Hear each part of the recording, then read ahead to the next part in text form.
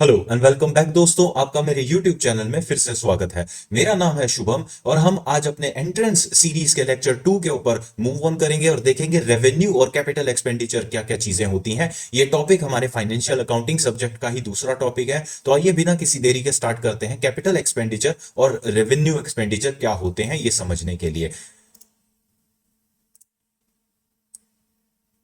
तो ये हमारा टॉपिक है आज का, capital expenditure and revenue expenditure. आइए स्टार्ट करते हैं। पहले समझते हैं कैपिटल एक्सपेंडिचर से हम क्या समझते हैं। देखिए, जो हमारे खर्चे होते हैं अकाउंटेंसी के अंदर, उनको दो हिस्सों में क्लासिफाई किया जाता है। वो दो हिस्से कौन से होते हैं? एक तो होता है अपना कैपिटल एक्सपेंडिचर, एक होता है अपना रेवेन्यू एक्सपेंडिचर। अगर मैं प्राइमा फेसी बताऊं आपको, कैपिटल एक्सपेंडिचर वो एक्सपेंसेस होते हैं जो आप कैपिटल एसेट्स या कैपिटल लायबिलिटीज के लिए पे करते हैं। सिमिलरली अगर जो रेवेन्यू एक्सपेंडिचर होते हैं वो एक्सपेंसेस होते हैं जो आप अपने डे टू डे बिजनेस के लिए पे करते हैं, जो आपके बिजनेस के ऑपरेशंस और उसको रनिंग रखने के लिए जरूरी होते हैं। तो आइए डिटेल में समझते हैं रेवेन्यू एक्सपेंडिचर क्या होता है।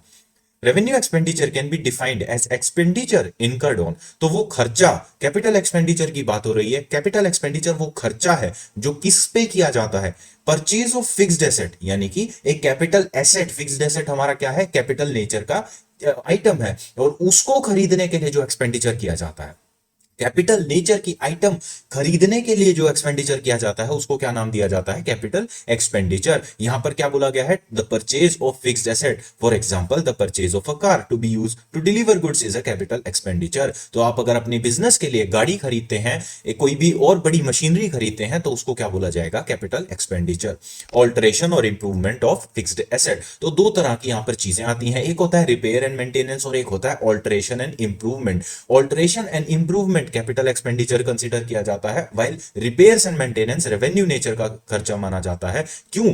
क्योंकि जो आपका ऑल्टरेशन और इंप्रूवमेंट है वो आपके एसेट को अपग्रेड करता है, वो उसकी कंडीशन को जो है रिपेयर नहीं करता, वो कुछ डिमिनिश नहीं बल्कि उसको और इंप्रूव करता है, उसके अंदर अपग्रेड्स करता है। फॉर एग्जांपल, अगर आप अपने कंप्यूटर को अपग्रेड करते हैं, उसके अंदर और एडिशनल रैम लगाते हैं या और एडिशनल हार्ड ड्राइव इंस्टॉल करते हैं, तो that will be considered as capital expenditure, क्योंकि वो आप कैपिटल जो एसेट है आपका उसको अपग्रेड कर रहे हैं, इंप्रूव कर रहे हैं। लेकिन अगर आप वहीं उसके अंदर कोई सॉफ्टवेयर इंस्टॉल करवाना चाहते हैं या उसके अंदर कोई वायरस रिमूव करवाना चाहते हैं, वो रिपेयर एंड मेंटेनेंस का खर्चा आ जाएगा, वो रेवेन्यू नेचर का है, क्योंकि वो डे टू डे रनिंग के अंदर आपके अफेक्ट करेगा।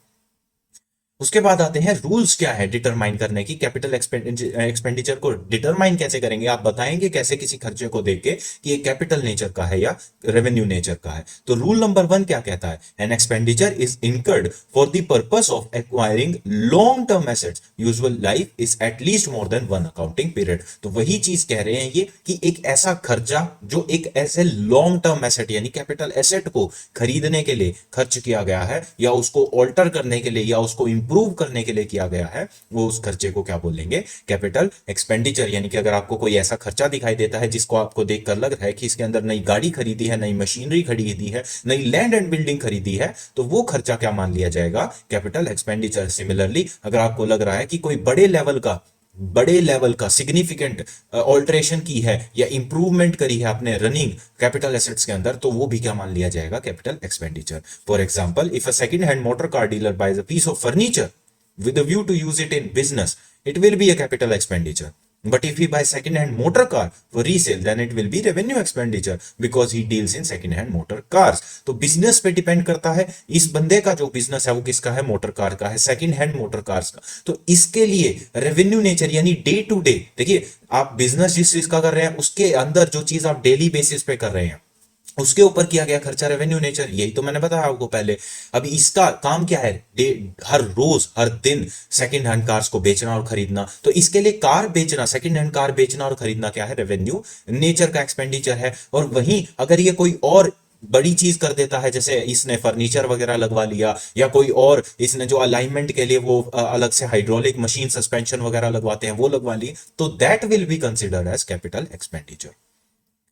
Rule number 2, when an expenditure is incurred to improve the present condition of a machine or putting an old asset into working condition, it is recognized as capital expenditure. क्या कह रहे हैं? वही alteration और improvement वाली बात दोबारा से रिफ्रेश की गई है कि अगर आपको दिख रहा है कि कोई एक ऐसा खर्चा किया गया है जिससे एक मशीन या कोई एसेट ऑलरेडी जो एग्जिस्ट कर रहा था उसकी परफॉर्मेंस को या उसकी प्रोडक्टिविटी को या उसके कैपेसिटी को इंक्रीज किया गया है, इंप्रूव किया गया है, तो उसको खर्चे को क्या माना जाएगा? Capital expenditure. If one buys a machine for 5 lakhs and pay 20,000 at transportation charges and 40,000 as installation charges, the total cost of machine will come to 5,60,000। अब ये दोनों चार्जेस जो हैं वो क्या है? वो उस मशीन को हमारी जो फैक्ट्री है उसके अंदर इंस्टॉल करने के लिए पे किए गए हैं। अगर ये पे ना करते तो आप बताइए क्या 5 लाख की मशीन मेरी फैक्ट्री तक पहुंच पाती? नहीं पहुंच पाती। तो ये एक ऑल्टरेशन है किस चीज का? उस एसेट की लोकेशन का। वो एसेट जो मशीन है वो उस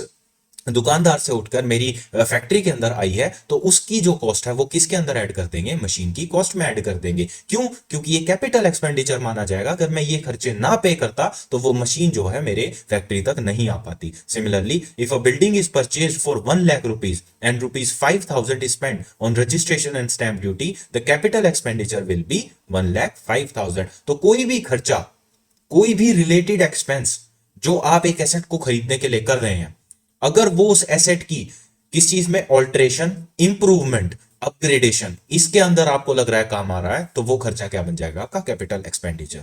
सो let's move on our next slide. Rule number 3 क्या कहता है? If an expenditure is incurred to increase earning capacity of a business, it will be considered as of capital nature. फिर से वही बात कही जा रही है कि अगर कोई ऐसा खर्चा किया गया है जो लॉन्ग टर्म के अंदर, देखो एसेट क्या होता है? एसेट एक ऐसी चीज होती है जो आपको बेनिफिट्स, इकोनॉमिक बेनिफिट्स प्रोड्यूस करके देती है over a long period of time. आप मशीन लगा रहे हैं, आप मशीन से प्रोडक्ट बना रहे हैं, वो प्रोडक्ट मार्केट में बिकता है, आपको उस प्रोडक्ट की सेल से रेवेन्यू जनरेट होता है। वो प्रोडक्ट अगर वो मशीन ना होता तो नहीं बनाया जा सकता था। तो वो मशीन आपकी क्या है? कैपिटल एक्सपेंडिचर, कैपिटल एसेट है। उसको खरीदने के लिए जो एक्सपेंस किया गया वो क्या माना जाएगा? Capital expenditure. तो इससे क्या हुआ? इससे मेरी बिजनेस की अर्निंग कैपेसिटी बढ़ गई। क्योंकि अगर मान लीजिए मेरे पास एक मशीन थी जो 10,000 यूनिट्स प्रोड्यूस करती थी, मुझे मार्केट में डिमांड लगा ज्यादा बढ़ रही है, तो मैंने एक मशीन और सेटअप कर ली। अब उससे क्या हुआ? मैं 10,000 यूनिट्स और प्रोड्यूस कर सकता हूं। और मैं जैसे ही 10,000 यूनिट और प्रोड्यूस करूंगा तो क्या मेरी प्रॉफिटेबिलिटी नहीं बढ़ जाएगी? क्या मैं और ज्यादा यूनिट्स नहीं बेच पाऊंगा? तो वही चीज ये कह रहा है कि एक्सपेंडिचर जब ऐसी जगह खर्च किया जाता है जो बिजनेस की कैपेसिटी बढ़ा दे, उसके कमाने की, उसकी प्रोडक्शन की, उस खर्चे को भी क्या माना जाएगा? कैपिटल एक्सपेंडिचर माना जाएगा। आई होप आपको ये चीजें क्लियर हो रही हैं।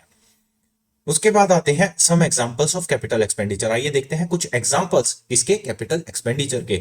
Purchase of land, building, machinery और फर्नीचर। तो ये चीजें तो आई होप आपको अच्छे से क्लियर हो गई हैं। कैपिटल एक्सपेंडिचर किसको बोलते हैं, किन किन चीजों को? 3 रूल हमने पढ़े। कौन से? कैपिटल एसेट को एक्वायर करने के लिए जो खर्चा पे किया गया है, दूसरा उसके ऊपर कुछ अपग्रेड करवाए हैं, कुछ ऑल्टरेशन की है, या कोई रिलेटेड एक्सपेंसेस पे करे हैं कि वो मशीन या कैपिटल एसेट अपनी लोकेशन से आकर हमारी लोकेशन में आ सके, ताकि हम उसमें प्रोडक्शन फाइनली कंटिन्यू कर सकें और कर सकें। और तीसरा कौन सा था?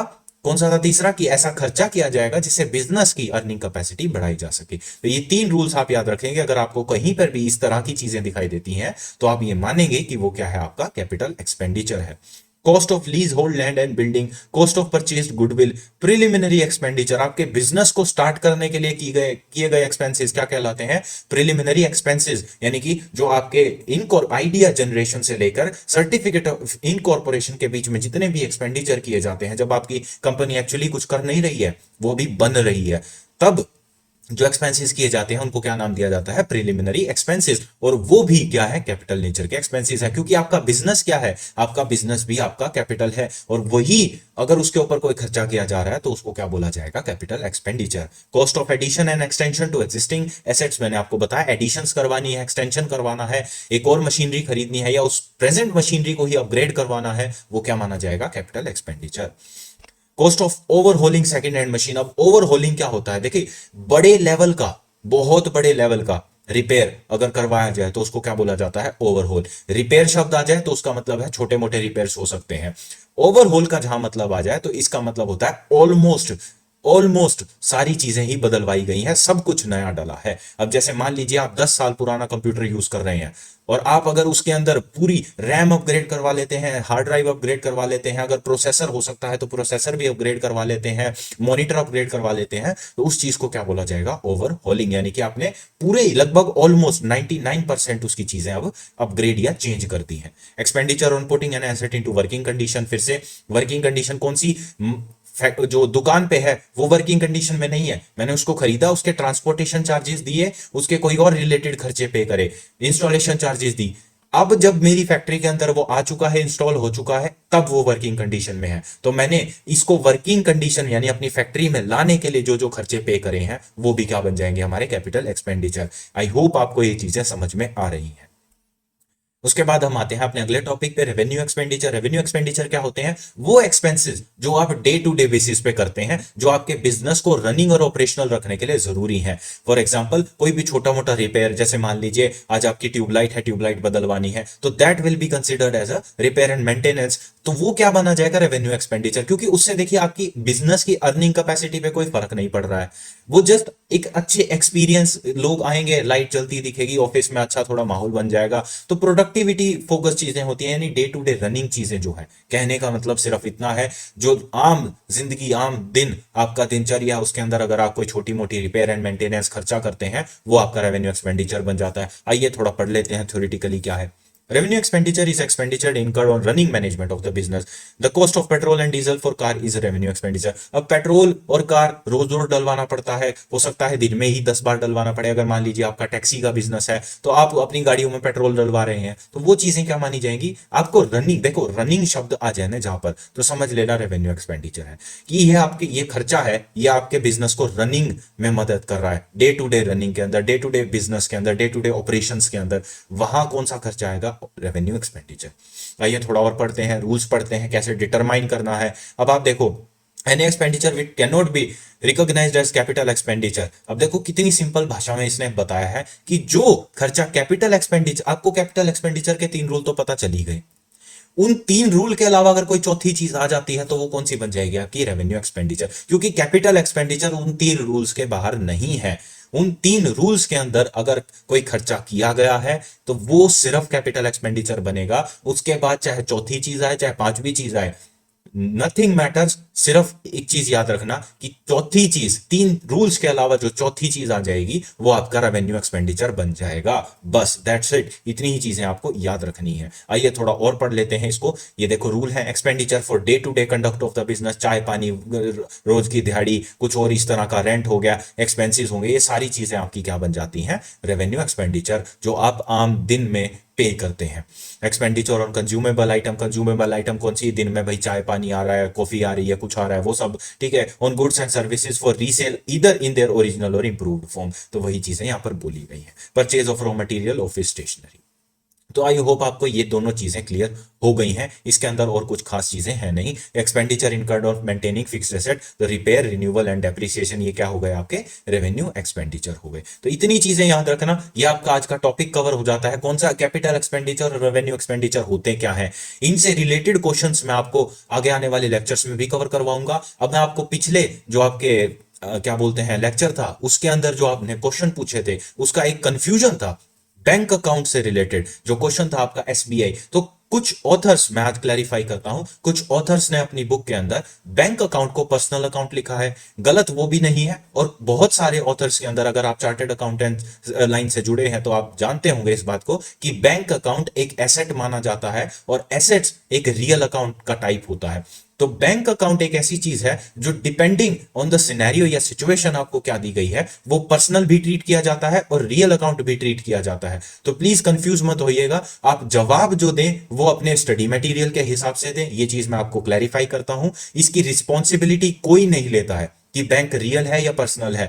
No one will ever take responsibility अपने तरफ से जो कह रहा है। कुछ ऑथर्स राइटफुली पर्सनल अकाउंट मानते हैं, कुछ ऑथर्स राइटफुली रियल अकाउंट मानते हैं। दोनों के लॉजिक्स अपनी जगह सही हैं। तो मैं आपको जो बता रहा हूं वो चीज ध्यान से याद सुन लीजिएगा। आप जिस स्टडी मटेरियल से पढ़ रहे हैं उसके अंदर बैंक अकाउंट अगर पर्सनल अकाउंट दिया है तो प्लीज पर्सनल अकाउंट पे टिक कीजिएगा। अगर आपके स्टडी मटेरियल के अंदर रियल अकाउंट दिया है तो आप रियल अकाउंट पे ट्रीट कीजिएगा। मैंने आपको रीजन और लॉजिक यहां पर बता दिया है। पर्सनल भी अपनी जगह ठीक है और आपका रियल भी अपनी जगह ठीक है। As an asset bank account को ट्रीट करेंगे मेरे पर्सपेक्टिव से तो वो क्या बनेगा, रियल अकाउंट। लेकिन अगर आप बैंक के पर्सपेक्टिव से देखेंगे कि bank is an artificial person तो बनेगा आर्टिफिशियल पर्सनल अकाउंट। और अगर आप बैंक अकाउंट को एक पर्सन का रिप्रेजेंटेटिव मानकर ट्रीट करेंगे तो वो क्या बनेगा, रिप्रेजेंटेटिव पर्सनल अकाउंट। तो प्लीज इस चीज को मैं क्लैरिफाई कर रहा हूं, आप इस चीज के अंदर कंफ्यूज मत होइएगा। आपके स्टडी मटेरियल में जो चीज दी है आप उस पर ध्यान रखिएगा। तो बस इतना ही आज का लेक्चर है। मिलते हैं अपने अगले लेक्चर में। ऐसे छोटे छोटे लेक्चर्स में डालता रहूंगा ताकि आपके ये कॉन्सेप्ट्स जो हैं वो रिवाइज होते रहे। आपके एंट्रेंस में इन्हीं से क्वेश्चंस पूछे जाते हैं। तो मिलते हैं अपने अगले लेक्चर में, तब तक के लिए धन्यवाद।